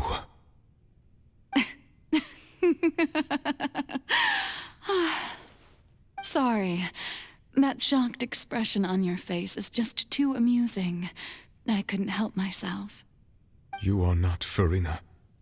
Who are you? The sweet sound of bewilderment. Marvelous. A sure sign that my attempt to deceive everyone was a resounding success. But to answer your question, I am Focalor. You know, the god. Focalor? Why did you deceive us? Oh, that wasn't my goal, of course. Goodness, no. But I had to fool everyone else too, if I was to stand any chance of deceiving the heavenly principles. Deceiving the heavenly principles? It's all because of that pernicious prophecy. Dreadful, wasn't it? Everyone doomed to dissolve. Fontaine condemned to be flooded. One was not amused. In fact, one was positively bemused when that problem was thrust upon me by my dearest predecessor. That's the former Hydro Archon Egeria for the uninitiated. It hardly gets more disastrous than a preordained national catastrophe, now does it? She knew full well that the prophecy would surely come to pass. And as one of the seven, she also knew full well that one defies the heavenly principles at one's peril. So yes, as you have no doubt surmised, it was a rather impossible situation that I found myself in. I spent a terribly long time mulling it over, alone on the ocean floor. And I was almost growing barnacles by the time I finally realized there was only one possible solution to this confounding conundrum. I had to outwit the heavenly principles, allow the prophecy to be fulfilled, ostensibly at least, while saving everyone at the same time. I'm a genius, I know. I can only assume that's why Egeria chose me as her successor. Although, looking back now, it was hardly the inheritance one dreams of.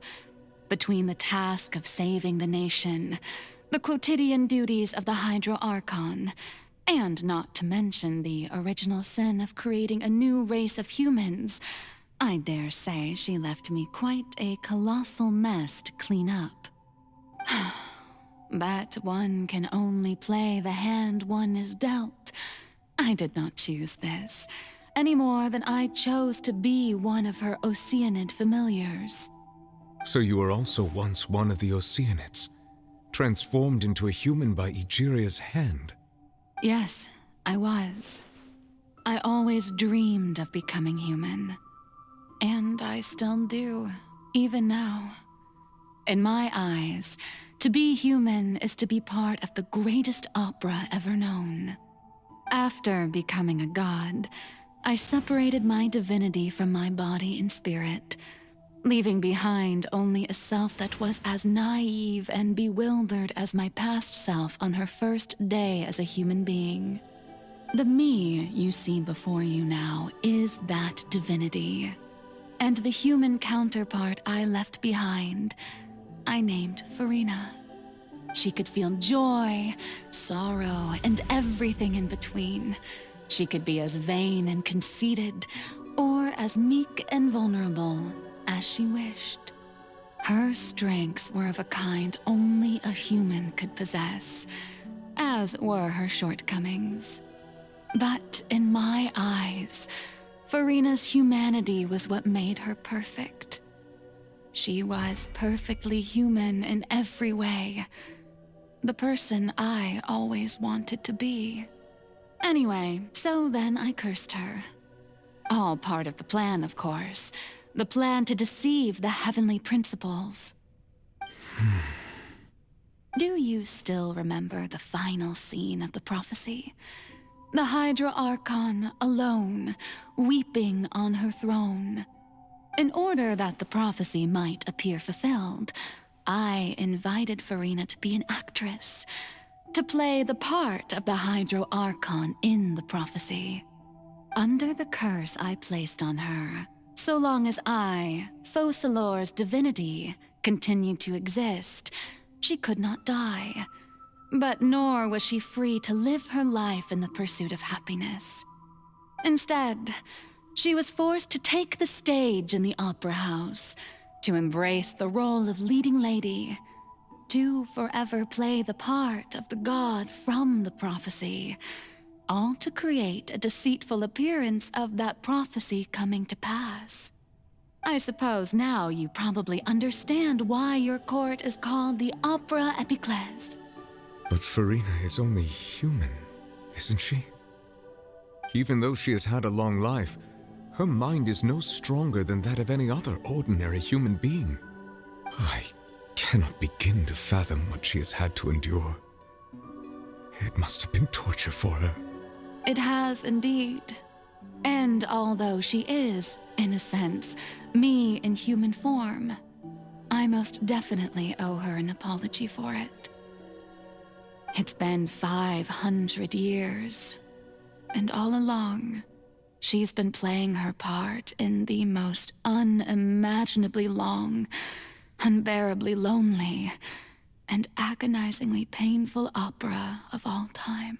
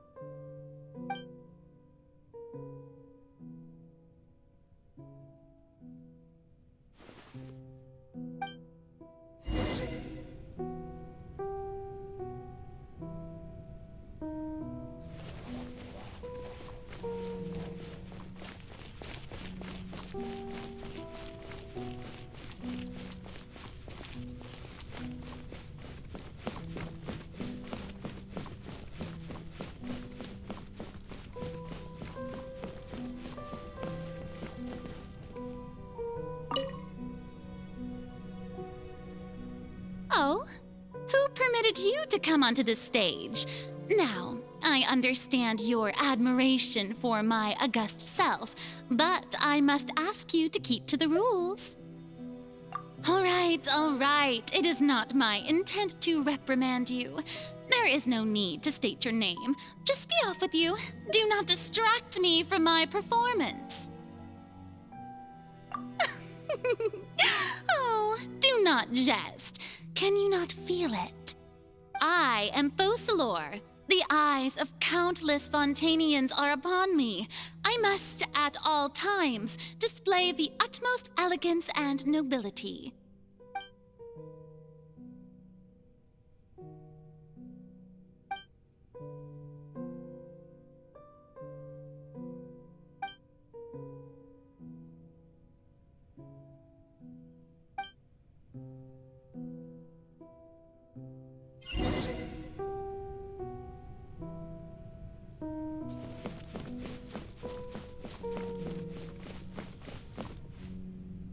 Dear audience, the performance is experiencing a technical difficulty, but worry not. The guards shall resolve it soon enough.